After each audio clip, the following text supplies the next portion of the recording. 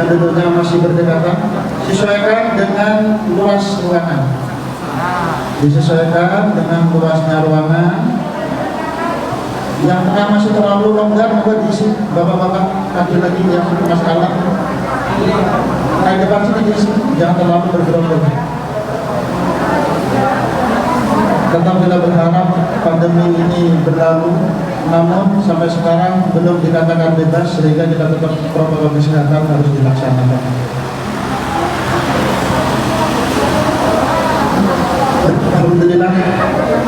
Alhamdulillah wa syukurillah wa la ni'matillah wa la quwwata illa billah.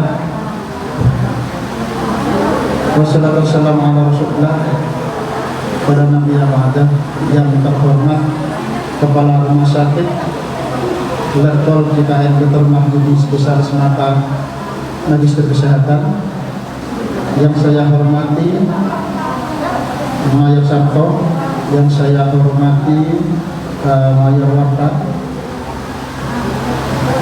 yang saya hormati para perwira, para bintara Tamtama, serta rekan-rekan PNS, yang saya hormati pula ibu-ibu Persib yang berkenan hadir.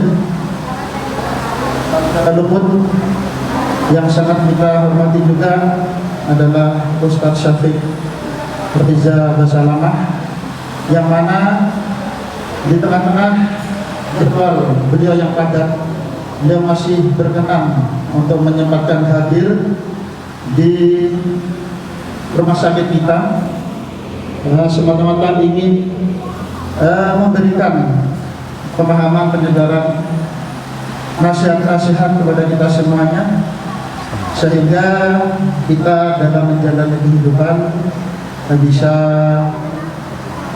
terkontrol dan tidak lepas dari ajaran-ajaran dan syariat agama Islam.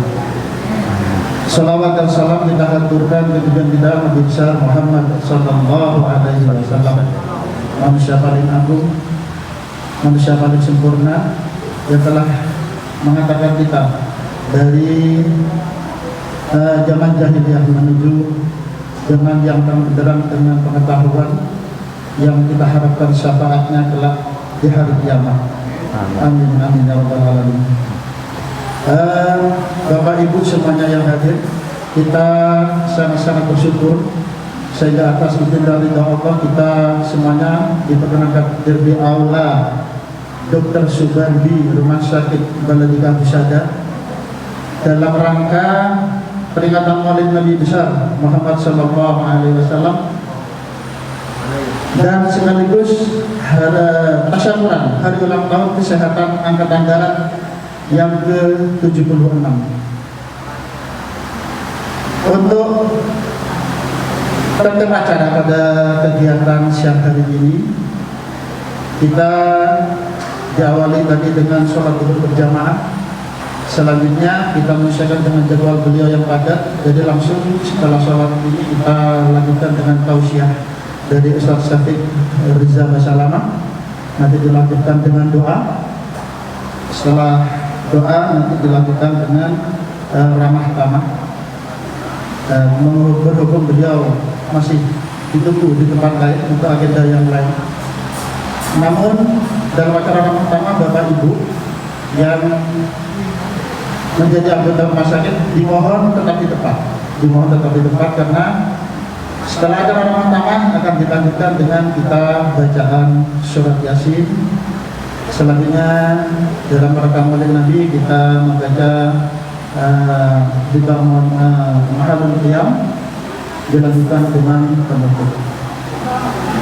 Nanti dalam acara tausiah akan diberi waktu 15 menit dari tausiah. Selanjutnya 15 menit untuk Bapak Ibu bertanya, mungkin mau sharing, silakan kepada Ustadz, mumpung beliau sekarang ada kesempatan hadir di rumah sakit kita.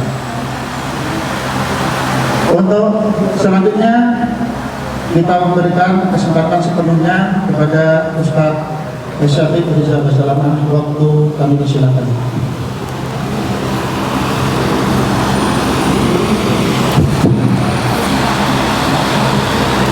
Assalamualaikum warahmatullahi wabarakatuh. Alhamdulillah alladzi bi ni'matihi tatimmus shalihat. Segala puji bagi Allah Jalla Jalaluh yang karena nikmatnya kebaikan-kebaikan menjadi sempurna, yang karena rahmatnya niat-niat baik hamba dapat terlaksana. Kita nih sering ujub sama diri kita. Kita merasa sudah baik, kita merasa sudah berjuang. Ingat, jangan sampai kita seperti Qarun. Apa kata Qarun? Tatkala dia sukses mengumpulkan harta, tatkala dia menjadi orang terkaya dari kaumnya Nabi Musa, dia mengatakan innama utituhu ala ilmin indi. Dia mengatakan aku bisa sukses seperti ini karena ilmu yang aku miliki, atau karena Allah tahu aku pantas mendapatkannya. Enggak. Kita bisa seperti ini karena Allah yang memberikan karunia kepada kita. Jangan pernah mengatakan karena kerja keras saya. Karena Allah yang kasih. Kalau bicara kerja keras, banyak orang yang kerja keras. Banyak orang yang lebih semangat dari kita. Maka semoga Allah membimbing kita untuk senantiasa bersyukur atas nikmat yang Allah berikan.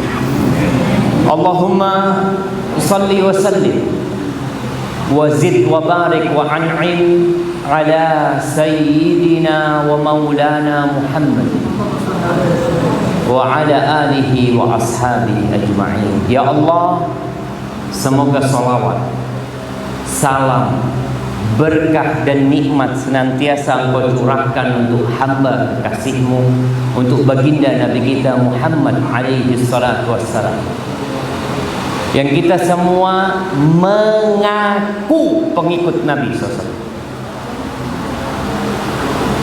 Kalau ada orang mengaku tentara karena pakai seragam tentara, apakah diterima pengakuan dia? Berapa banyak tentara-tentara gadungan? Kita pun sama. Sebagian kita itu ada pengikut gadungan, ngakunya pengikut Rasul Sallallahu Alaihi Wasallam, tapi ternyata ya bukan. Dia pengikutnya Ronaldo. Ahibati fillah, masya Allah. Ya ahibati fillah.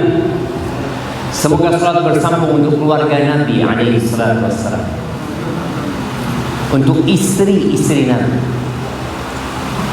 Yang saya ingin istri-istri tentara ini belajar membaca sejarah bagaimana istri-istri Nabi. Setelah itu baca lagi sejarah bagaimana istrinya Abu Bakar, bagaimana istrinya Umar bin Khattab, bagaimana istrinya Utsman bin Affan, bagaimana istrinya Ali bin Abi Thalib. Itu orang-orang yang dijamin masuk surga. Gimana istri mereka? Dan semoga salat itu bersambung untuk putra-putri Nabi dan untuk para sahabat Nabi. Semoga Allah meridai kita bersama mereka. Amma ba'd. Jamaah rahimakumullah. Umur Indonesia ini berapa tahun? 76 tahun. Setelah 76 tahun kita merdeka, ternyata kita masih punya banyak masalah yang belum terselesai. Coba kita lihat Nabi kita Muhammad alaihi salatu wassalam. Berapa tahun umur beliau sampai mati? 63 tahun. Baik, berapa tahun umur beliau berdakwah? 23 tahun. Bayangkan, hanya dalam 23 tahun segala permasalahan itu selesai. Kalau tadi disebutkan mengeluarkan dari masa jahiliyah menuju ke cahaya Islam yang terang benderang, hanya 23 tahun. Terus beliau meninggal dunia. Kita ada masalah apa? Kenapa kita belum bangkit setelah 76 tahun? Di balik seragam tentara ini ada sosok yang melekat di diri kita, yaitu muslim. Bagi yang muslim, seragam boleh ditanggalkan. Pulang kerja nggak pakai seragam lagi. Tapi sosok muslim itu nggak boleh ditanggalkan sampai mati. Kenapa? Kemanapun antum pergi. Cuma sayangnya kebanyakan kita itu Islamnya keturunan. Apa ada tentara keturunan? Ini keturunan ini tentara, iya, tapi tidak ada tentara keturunan. Tentara itu sekolah, belajar, dia faham bagaimana menjadi seorang prajurit. Tertanam di dirinya bagaimana dia memperjuangkan, mempertahankan NKRI. Apakah itu ada di diri kita sebagai muslim? Belum tentu. Sebagian kita tuh nggak kenal sama Nabi Muhammad SAW. Sebagian kita itu kenal Nabi cuma setahun sekali. Padahal tiap sholat, tiap azan kita mendengar nama Nabi kita disebutkan. Asyhadu anna Muhammadar Rasulullah.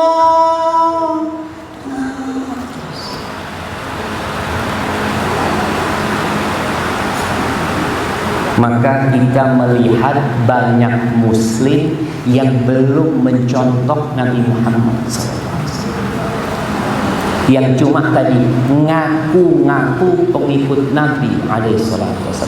Ketika kita berikrar mengatakan asyhadu an la ilaha illallah wa asyhadu anna Muhammad Rasulullah sallallahu alaihi wasallam, apa konsekuensi? Yang pertama, kita harus percaya dengan semua informasi yang disampaikan Rasulullah SAW, baik tentang masa lalu atau masa datang. Kadangkala kita mendengar sebuah hadis yang menurut kita kok koyo tidak masuk akal. Akalnya siapa? Akalnya kita terbatas. Contoh nih, ada sebuah hadis yang berkaitan dengan kesehatan. Rasulullah SAW mengatakan, "Idza waqa'ad dzubab fi ina'i ahadikum," kalau ada lalat yang masuk ke wadah kalian, kuah, teh, air, falyaghmis. Kata Nabi SAW, suruh celupin, kemudian buang. Fa inna fi ihda janahi hada wa fil ukhra shifa. Di salah satu sayap nyamuk itu ada penyakit, dan di satu sayapnya lagi ada penawarnya. Percaya enggak? Sebagian dokter itu enggak percaya. Ini dulu. Karena buat mereka mana mungkin lalat dari tempat yang kotor masuk ke wadah minum kita, dicelupin terus steril, itu gimana? Gak masuk lah. Tapi kita sebagai seorang mukmin percaya hadisnya benar enggak? Benar sahih, kita terima. Dan terbukti penelitian menyebutkan itu benar. Akhirnya sebagian dokter, oh kalau gitu kita percaya sama Nabi Muhammad SAW atau percaya hasil penelitian. Dia percaya hasil penelitian. Yang hasil penelitian ini kita tahu selalu berubah. Nanti ada yang meneliti lagi, terus seperti itu. Tapi kita mukmin percaya. Kenapa? Karena Nabi yang menyampaikan. Allah Azza wa Jalla mengatakan, "Wa ma yantiqu 'anil hawa in huwa illa wahyu yuha." Nabi itu nggak pernah ngomong sekarepan. Nggak pernah Nabi SAW berbicara dari hawa nafsunya, nggak pernah. Yang diucapkan beliau adalah wahyu. Ini konsekuensi yang pertama. Yang kedua, kita harus taat dan patuh dengan perintah. Sebagian kita tuh lebih taat, lebih patuh sama perintah atasan daripada perintah Nabi SAW. Pernah ada tentara kalau disuruh sama komandannya, kamu ke depan sana, lari. Pernah tanya sama komandannya, komandan, sunnah apa wajib? Enggak ada. Tentara itu prajurit diajarin sami'na wa ata'na. Itu ada, tapi dalam pekerjaan kita taatin itu. Dalam urusan agama kita tanya, iki perintah ini wajib apa sunnah? Sunnah, oh kan perak sunnah, ditinggalkan. Padahal kalau dalam pekerjaan nggak pernah dia tanya. Begitu pula seharusnya seorang muslim. Sami'na wa ata'na ghufranak, minta ampun ya Allah, kalau tidak mampu minta ampun ya Allah. Jadi bukan meremehkan perintah, tapi kebanyakan kita kalau perintah agama itu diremehkan. Perintah Nabi SAW mengaku mencintai Nabi SAW, tapi buktinya bohong dia sebenarnya. Sholat berjamaah di masjid diperintahkan nggak sama Nabi SAW?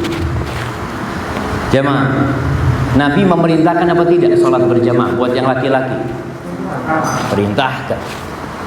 Walaupun kalau kita bicara hukum fikih nanti ada yang mengatakan wajib, ada yang mengatakan sunnah muakkadah. Oke lah, kita tinggalkan perselisihan itu. Kita berangkat kepada ini perintah atau bukan perintah. Bagaimana ketika datang seorang sahabat yang buta kepada Nabi SAW, dia mengatakan, ya Rasulullah, wahai Rasulullah, aku ini nggak bisa ngelihat. Pemanduku itu nggak selalu datang. Apakah boleh aku sholat di rumah? Kata Nabi SAW, silahkan. Ketika sahabat ini pergi, dipanggil lagi sama Nabi SAW. Hal sami'tan nida? Engkau dengar nggak panggilan hayya ala sholah itu? Dengar nggak? Dengar ya Rasul. Fa'ajib, engkau jawab. Sebagian kita dengar adzan makan pisang goreng, minum kopi. Katanya engkau taat sama Nabi, cinta sama Rasul SAW. Maka di sini konsekuensi pengikut Nabi SAW, kalau diperintah tidak banyak tanya, laksanakan. Prajurit selalu mengatakan siap dan, sampai anak tuh heran ya dengan ketaatan seorang prajurit. Anak pernah di Jakarta ngisi pernikahan anaknya seorang jenderal. Jenderalnya ngomong, engkau antarkan ustadz ke sini, siap dan. Sampai jalan dia ngomong, di mana tempatnya tadi itu? Dia itu nggak tahu ya Pak. Tapi dia siap dulu gitu, nanti gampang gitu loh pokoknya. Yang penting siap dulu. Nah, kita sebagai seorang muslim tanamkan itu. Di balik seragam ini ada sosok muslim gitu. Sami'na wa ata'na. Pertanyaan sunnah dan wajib ini nanti, tapi siap dulu. Yang ketiga, meninggalkan larangan. Kalau nggak boleh, siap juga gitu. Tapi kebanyakan kita kalau dilarang tanya apa? Haram apa makruh? Kalau makruh dilakoni. Oh kan cuma makruh. Sebagian orang Indonesia menganggap rokok haram apa makruh? Makruh. Dilakoni apa ditinggalkan? Seharusnya makruh itu ditinggalkan. Sunnah itu dilakoni. Yang ada sunnah ditinggalkan, makruh dilakoni. Jadi loyalitas kepada Nabi SAW masih lemah jemaah di kita ini. Terus yang keempat, konsekuensi kita sebagai pengikut Nabi SAW adalah cinta kepada Nabi SAW. Lebih mencintai Nabi SAW daripada istrinya, daripada pekerjaannya, daripada negeri dan bangsanya. Apa yang terjadi dengan sahabat yang hijrah meninggalkan Mekah? Mereka tinggalkan keluarga mereka. Kenapa? Karena sudah bertentangan dengan perintah Allah dan Rasulnya. Nabi SAW menyuruh sahabat, berangkat kalian sudah. Pertama hijrah terjadi itu kemana? Ke Ethiopia. Dari kota Mekah.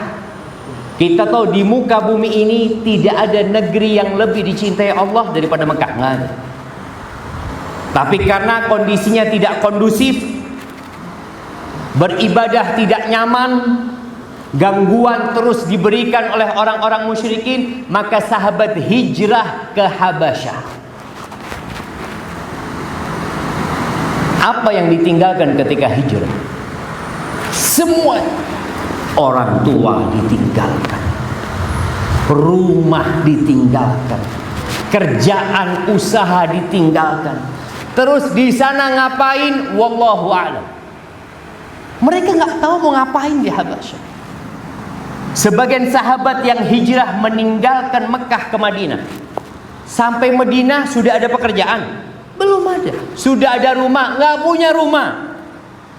Terus kenapa kalau ditinggalkan semuanya? Demi Allah dan Rasul. Sebagian tidur di masjid. Ada 70 sampai 80 sahabat tidur di masjid. Sekarang masjid tulisannya nggak boleh, jangan tidur di masjid. Dulu sahabat itu ya tidur di masjid, nggak punya rumah mereka. Kenapa mereka melakukan itu? Cinta. Bagaimana Sa'ad bin Abi Waqqas, ini salah satu sahabat yang dijamin masuk surga. Ketika dia masuk Islam, dia masih muda, belasan umurnya. Sa'ad bin Abi Waqqas terkenal di kota Mekah itu anak yang berbakti sama ibunya. Ketika masuk Islam, ibunya itu bersumpah akan mogok makan sampai saat meninggalkan Muhammad SAW. Betul, ibunya tidak mau makan. Sampai keluarganya itu maksa, dibuka mulutnya, disuapin. Pada akhirnya kondisinya kritis. Ini ibu ingin membuktikan cinta anak kepada ibunya apa lebih cinta kepada Muhammad SAW. Dan ibunya mengatakan, saat engkau nanti akan dicela sepanjang hidup. Kalau sampai ibumu mati gara-gara nggak makan, engkau akan dicela, dikatakan ini pembunuh ibunya sendiri. Sampai kondisi ibunya kritis. Saat datang mengatakan kepada ibundanya, ya ummah, wahai ibunda, lau anna laki mi'ata nafs, andai kata engkau memiliki 100 nyawa, fa kharajat nafsun ba'da nafsin, dan nyawamu satu persatu keluar, aku tidak akan tinggalkan agama Muhammad. Kuli audai, terserah engkau mau makan silakan, kau nggak mau makan terserah engkau sudah. Di sini jemaah, cinta kita kepada Nabi SAW itu akan nampak tatkala ada dua pilihan. Tapi kalau nggak ada pilihan ya kita seakan-akan cinta. Maka tolong buktikan kita lebih mencintai Nabi daripada segala-galanya alaihi salatu wasallam. Loh kenapa Ustaz? Pintu surga itu tidak akan dibukakan kecuali lewat Nabi alaihi salatu wasallam. Yang kelima, konsekuensi syahadat kita, asyhadu anna Muhammad Rasulullah, kita tidak boleh beribadah kecuali dengan syariatnya Nabi Muhammad SAW. Kita nggak boleh beribadah dengan syariatnya Nabi Musa, Nabi Isa. Kita percaya dengan semua nabi-nabi, tapi dalam beribadah syariatnya Nabi Muhammad SAW. Salat zuhur, boleh nggak salat zuhur 6 rakaat? Boleh nggak? Kenapa nggak boleh? Lawang ibadah. Saya tidak nyolong. Saya ini ingin mendekatkan diri kepada Allah. Subuh 2 rakaat, saat mosok tentara 2 rakaat salat subuh. Tentara itu keliling lapangan, lari kuat 10 kali. Salat subuhnya 10 rakaat. Boleh tidak jemaah? Niatnya ibadah loh, dia bukan mencuri. Tak boleh.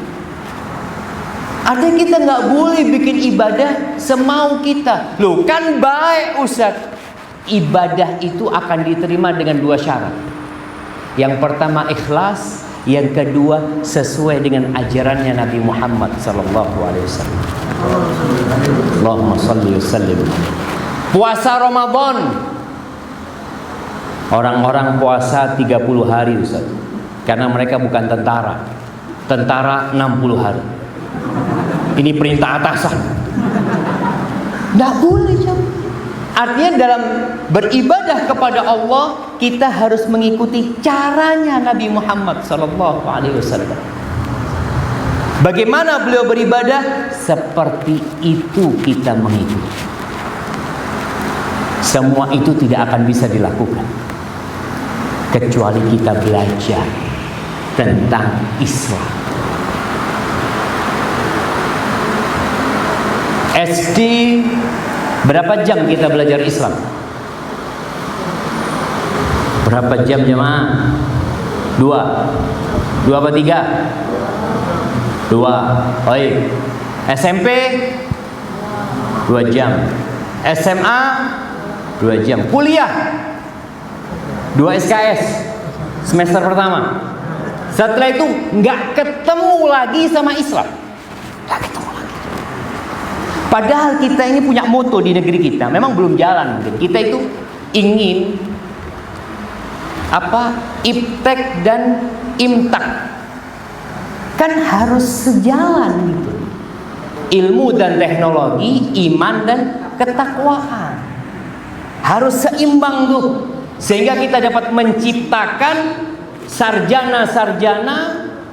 Ya bukan cuma sarjana ya, kita menciptakan tentara-tentara yang secara keilmuan bagus, yang secara keimanan dengan ketakwaan Masya Allah. Tapi kita sedih di negeri kita.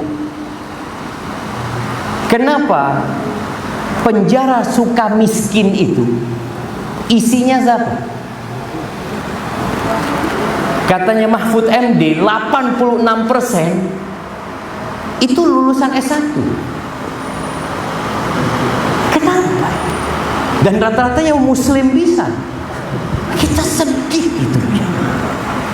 Tapi tadi banyak yang Islamnya Islam keturunan.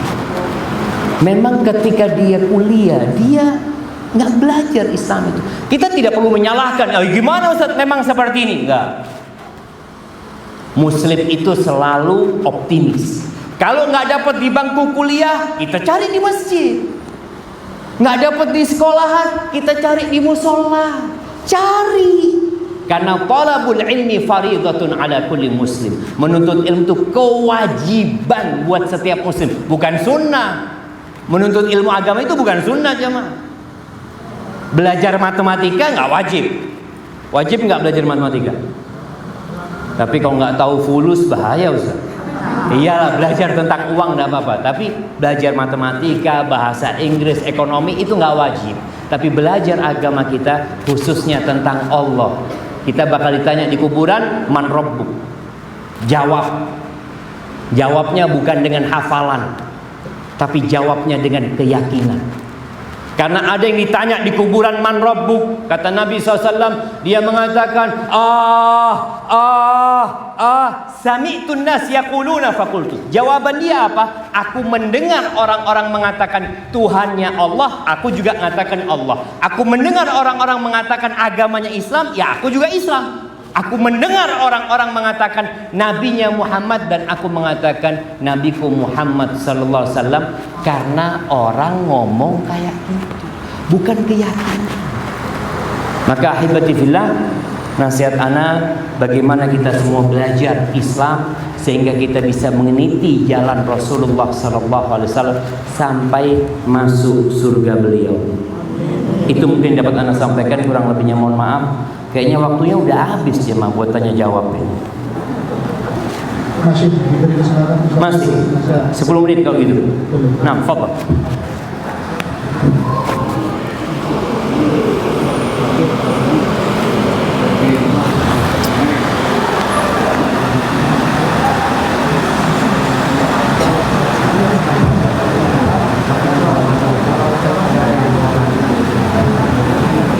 Terima kasih Ustaz Syafiq atas tausiahnya. Monggo Bapak Ibu yang berkeinginan untuk bertanya, ingin sharing, monggo dikasih kesempatan. Beliaunya masih ada waktu. Kira-kira berapa menit? Kesempatan? 5 menit. Oh, 5 menit. Ini kesempatan. Beliaunya tidak setiap saat bisa hadir. Monggo Bapak Ibu yang ingin bertanya ataupun sharing. Jadi silakan. begini, anak lihat sebagian kita itu tidak pernah tanya urusan agama. Nek takon be ustaz ya apa doa supaya rezeki lancar. Tapi urusan agama itu tidak pernah tanya. Kayak yang udah pinter gitu ya, udah paham gitu ya. Atau kita memang nggak peduli sama agama kita. Makanya kalau dikasih kesempatan bertanya, bingung mau tanya apa gitu ya.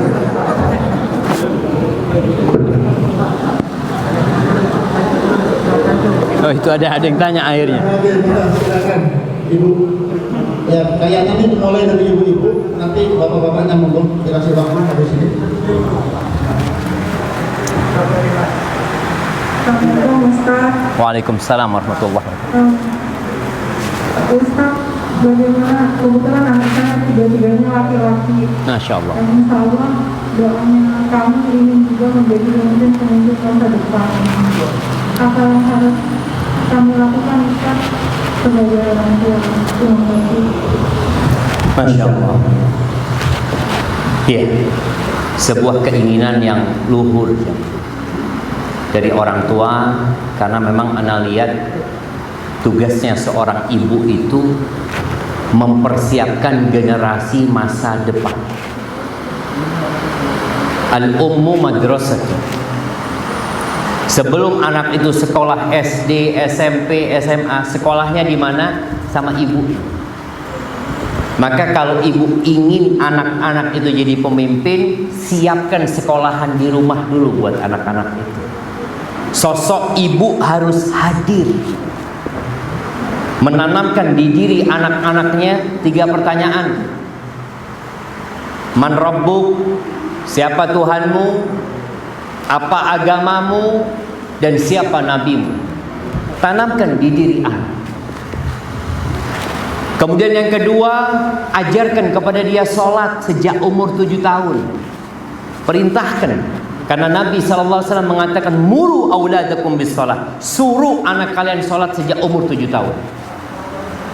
Disuruh. Sebelum 7 tahun anak nggak bisa disuruh, tapi diajak.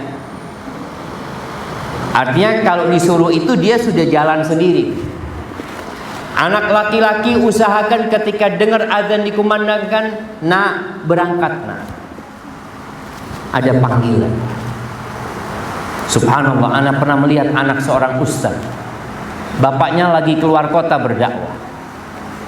Anaknya itu ya masih kelas 2 SD. Subuh itu naik sepeda ke masjid. Peteng-peteng, anak lihat, masya Allah, ini ibunya, bukan bapaknya, ibunya ini. Kemana? Bapaknya nggak tahu kemana. Bapaknya sedang berdakwah. Ini ibu. Maka di sini kehadiran sosok ibu itu penting sekali. Waktu sholat, ajarkan sholat sama dia. Kemudian yang ketiga, biasakan dia membaca Al-Quran Karim. Kenapa? Karena inilah kitab petunjuk. Jadi Allah menurunkan Taurat, Allah menurunkan Zabur, Allah menurunkan Injil. Penutup semua kitab itu Al-Quran. Al-Quran ini pedoman hidup seorang muslim. Ajarkan dia baca Quran. Dan usahakan orang tua juga ngaji. Bapak-bapak, ibu-ibu ini coba bertanya kepada diri, hafalan Qurannya berapa? Loh, kan tidak wajib, Ustaz. Jadi kadang-kadang kita itu kalau disuruh kebaikan ngomongnya tidak wajib. Memang tidak wajib, tapi ini sebuah kehormatan, sebuah kemuliaan. Kalau kita lihat seorang untuk menjadi mayor, nanti naik lagi, wajib nggak? Nggak wajib. Tapi kenapa dia kejar itu? Dia kejar. Dia ingin jadi kolonel. Setelah kolonel apa cukup dia? Enggak. Kenapa? Ana mau bintang 1, Ustaz. Baik, setelah bintang 1 cukup? Ya enggak, Ustaz. Ana kalau bisa nanti bintang 4 ada. Quran ini pengangkat derajat. Derajatnya orang di surga itu nanti buat orang yang hafal Quran akan dikatakan, engkau baca Quran. Nanti kedudukanmu itu di akhir ayat yang engkau baca. Kebanyakan kita mulai dulu sampai tua tetap terikul. Qul huwallahu ahad, qul a'udzu birabbil falaq, qul a'udzu. Enggak pernah punya semangat mau nambah hafalan. Tapi kalau nambah gaji, Masya Allah. Maka nasihat ana, bapak-bapak, ibu-ibu, tolong hafalan Qurannya sama dengan umurnya. Umur 40 surat. Apa ndak iso setahun 1 surat ya, Man? Setahun. Masa ndak bisa? Bisa, Ustaz, tapi ndak mau. Masalahnya di situ. Jangan pernah nggak mampu. Masa setahun nggak mampu?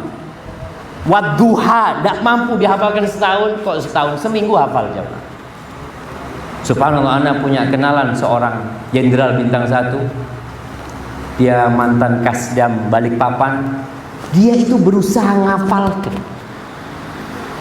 Dia malu, anak ini mosok wis Kasdam tapi hafalan Quran ini pancet. Maka tolong ibu kalau memang kepingin anaknya, usahakan anak itu dididik menghafal Al-Quran Karim. Kemudian setelah itu pilihkan sekolah yang baik buat anak. Sekolah baik buat anak itu yang ada pendidikan karakter buat dia juga. Bagaimana, apakah dia harus masuk pesantren? Ya kita lihat. Apakah memang nggak ada sekolahan di sekitar yang bisa menjaga dia karena pergaulan berbahaya? Masukkan ke pesantren. Tapi tetap tujuannya, anak kepingin kok jadi tentara nantinya. Apakah lulusan pesantren nggak bisa jadi tentara aja, Man? Bisa. Bisa yang kita inginkan. Dia agamanya kuat, loyalitas kepada bangsa dan negaranya juga kuat gitu. Tapi banyak yang terjadi, loyalitas kepada negaranya kuat, agamanya nggak kuat, korupsi. Karena dia nggak takut sama Allah, dia takut sama atasan. Kita ingin punya pemimpin-pemimpin yang takut sama Allah, sehingga nggak perlu namanya CCTV, nggak perlu. Dimanapun dia berada, sambil terus berdoa. Doakan anak kita. Apa doanya? Rabbana hablana min azwajina wa dzurriyyatina qurrata a'yun waj'alna lil muttaqina imama. Nih doa yang terakhir. Dan jadikan kami dan anak keturunan kami, istri-istri kami pemimpin. Buat siapa? Buat orang-orang yang bertakwa. Bukan sembarangan pemimpin. Jadi dia itu imamnya orang-orang yang bertakwa. Terus baca itu, dan orang tuanya hendaklah jadi orang soleh. Kadangkala orang tuanya kalau soleh, dengan izin Allah anaknya akan dijaga. Hadza wallahu a'lam bissawab. Nah, Alhamdulillah, Terima kasih untuk waktunya tadi tidak dihitung. Masih ada waktu lagi atau bagaimana? Satu pertanyaan lagi mungkin. Satu kesempatan lagi yang jarang ada. Monggo. Tadi ada ya? Ada bapaknya dulu. Ada bapaknya. Oke, monggo. Biar imbang Ibu. Tadi Ibu sudah ada bapak. Assalamualaikum warahmatullahi wabarakatuh. Waalaikumsalam warahmatullahi wabarakatuh. Jadi kalau Nabi kita Muhammad SAW sudah ke Palestina, di mana kita mengikuti perjanjian mereka. Yang di sini saya katakan setiap perkawinan kita bacakan surat An-Nur yang artinya jagalah dirimu dan keluargamu dari api neraka.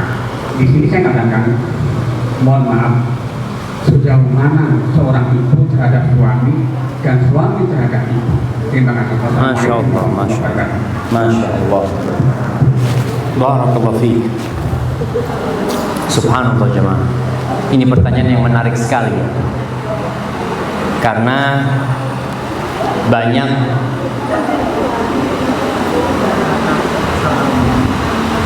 suami istri yang tidak tahu dengan hak dan kewajiban mereka. Pernahkah ada yang menikah bawa ijazah S1 pernikahan? Gak ada. Orang nikah itu karena senang.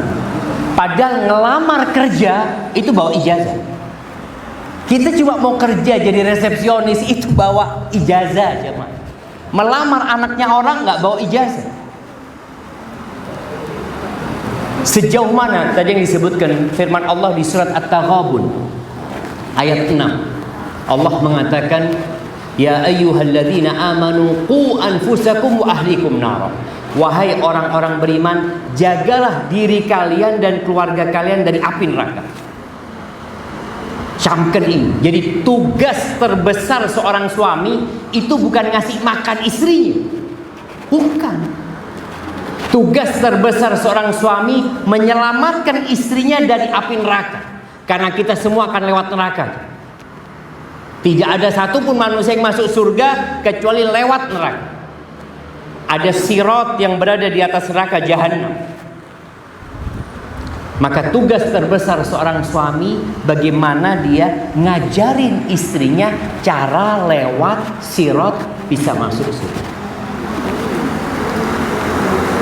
Qais al-Mullai, Amr bin Qais al-Mullai, dia mengatakan innal mar'ata, ini bapak-bapak dengerin nih ucapan seorang alim ulama, dia mengatakan sesungguhnya seorang wanita la tukhasim zawjaha indallah, dia akan menggugat suaminya di depan Allah Azza wa Jalla. Apa kata dia? Ya Rabbi, wahai Rabbku, hadza zawji, ini suamiku. Ma 'allamani wala addabani, innama ya'tini bi khubzis suq. Dia enggak pernah ngajarin aku, ya Allah. Dia tidak pernah mendidikku. Dia cuma datang bawa roti dari pasar. Itu yang banyak terjadi. Suami-suami hanya menjadi mesin pencari uang. Pikir dia, kewajiban dia kerja boleh mangan. Ingat, perempuan itu surga dan nerakanya di suami. Dan suami nggak bakalan masuk surga sampai dia mempertanggungjawabkan istri dan anak-anak. Kalau bicara sampai batasan mana gitu kewajiban itu, kewajiban seorang suami terhadap istrinya. Ingat, suami itu komandan. Dia bisa melakukan apa yang tidak bisa dilakukan istrinya kepada dia. Suami itu bisa pisah ranjang sama istri. Jadi ketika istri umpamanya nggak mau sholat, istri diajarin sama suaminya, itu loh, ini nggak boleh, ini halal, ini haram, ini perintah Allah, ini larangannya, tapi tidak digubris. Suami kata Allah, kalau istrinya nggak mau nurut, sudah dikasih tahu, fa'idhuhunna, kasih nasihat, nggak dengerin, wahjuruhunna fil madhaji, pisah ranjang. Supaya istrinya tahu, aku serius loh urusan surga sama neraka ini, nggak main-main. Engkau nggak nurut, sudah nggak dikumpulin istri. Sampai nanti kalau memang yang terakhir Allah mengatakan wadribuhunna, pukul istrimu. Loh, ada Ustaz pendidik dengan memukul, ada dalam Islam kalau berguna. Kalau nggak manfaat jangan, jadi KDRT nantinya. Terus kalau memang nggak bisa, disitulah dia ceraikan istri. Maka tugas suami berat. Dia akan mempertanggungjawabkan istrinya di hadapan Allah Subhanahu wa taala. Bagaimana tugas istri? Beda istri sama suami. Karena istri hanya bisa memberikan nasihat. Suaminya nggak sholat, masa hidup sama suami nggak sholat? Yang kita tahu penghuni neraka itu ketika ditanya masalakakum fi saqar, kenapa kalian masuk neraka sakor ini? Jawaban mereka yang pertama, lam nakum minal musallin, kita tidak sholat. Istri punya suami nggak sholat, dibiarkan. Kadangkala ikut tidak sholat, maka istri akan juga ditanya sama Allah, kenapa engkau melihat suamimu nggak sholat, engkau biarkan? Melihat suaminya berzina, selingkuh, ribut, betul ibu-ibu?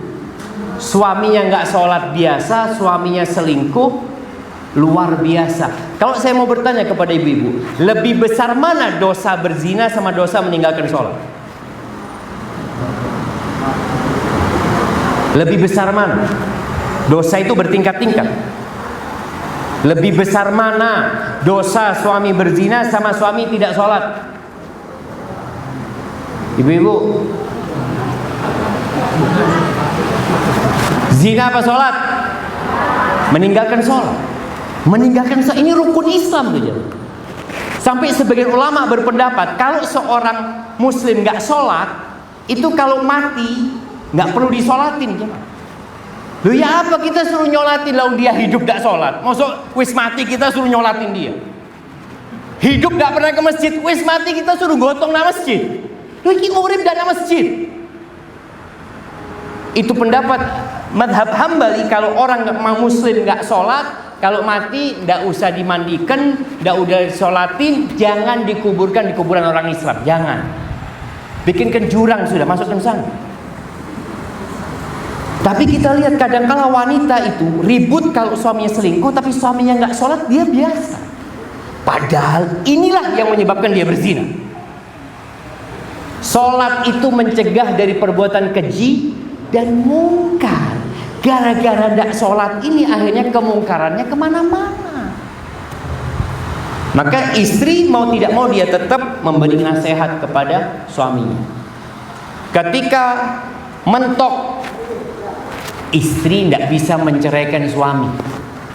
Kalau suami kan bisa mengatakan sudah silahkan kau pulang ke rumah orang tuamu. Istri nggak bisa, mas, wis awakmu mulai wis, tidak bisa.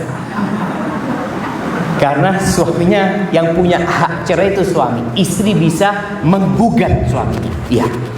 Ini sebagai bentuk keseriusan dia, mas. Enggak, mas. Aku kalau terusan awakmu tidak sembahyang, anak-anak gimana nanti? Ngelihat bapaknya tidak sembahyang. Jadi seperti itu tanggung jawab suami istri ketika melihat salah satunya melakukan perbuatan mungkar. Dan semoga dengan cara ini kita bisa lebih menjaga keluarga kita dan masuk surga bersama keluarga. Itu yang dapat Anda sampaikan, kurang lebihnya mohon maaf. Ada tadi suruh tutup dengan doa ya. Ada doa yang Nabi SAW sering baca buat para sahabatnya ketika beliau bermajlis dengan mereka. Beliau berdoa mengatakan, Allahumma qsim lana min khasyatika ma tahulu bihi bainana wa baina ma'asi. Ya Allah, bagikan buat kami rasa takut kepadamu yang dengannya Engkau menghalangi kami dari perbuatan maksiat. Wa min ta'atika ma tuballighuna bihi jannatak. Dan dari ketaatan kepadamu, berikan kami ketaatan kepadamu ya Allah yang dengannya kami bisa masuk ke surgamu ya Allah. wa minal yaqin ma tuhawwinu bihi alaina masaibad dunya, dan berikan kepada kami keyakinan ya Allah yang dengannya musibah-musibah dunia menjadi ringan buat kami ya Allah. Allahumma matti'na bi asma'ina wa absarina wa quwwatina ma ahyaitana. Ya Allah, berikan kepada kami kesehatan di pendengaran kami, penglihatan kami, kekuatan kami, dan jadikan semua itu ada bersama kami sampai ajal menjemput kami. Allahumma qsim lana Allahumma wa min ta'atika ma tuballighuna bihi jannatak wa min al-yaqini ma tuhawwinu bihi alaina masa'ibad dunya wa matti'na bi asma'ina wa absarina wa quwwatina ma ahyaitana waj'alhu al-waritha minna waj'al tha'rana 'ala man zalamana wansurna 'ala man 'adana wa la taj'al musibatana fi dinina wa la taj'al ad-dunya akbar hammina. Ya Allah, jangan jadikan dunia itu cita-cita kami yang paling besar, dan jangan jadikan musibah itu menimpa agama kami. Wala taj'al musibatana fi dinina wala taj'alid dunya akbar hammina wala mablagha ilmina wala tusallit alaina man la yarhamuna. Rabbana atina fid dunya hasanah wa fil akhirati hasanah wa qina adzaban nar. Wa subhana rabbika rabbil izzati amma yasifun wa salamun alal mursalin walhamdulillahi rabbil alamin. Alhamdulillah, terima kasih Ustaz Riza Basalamah yang telah memberikan tausiah kepada semuanya.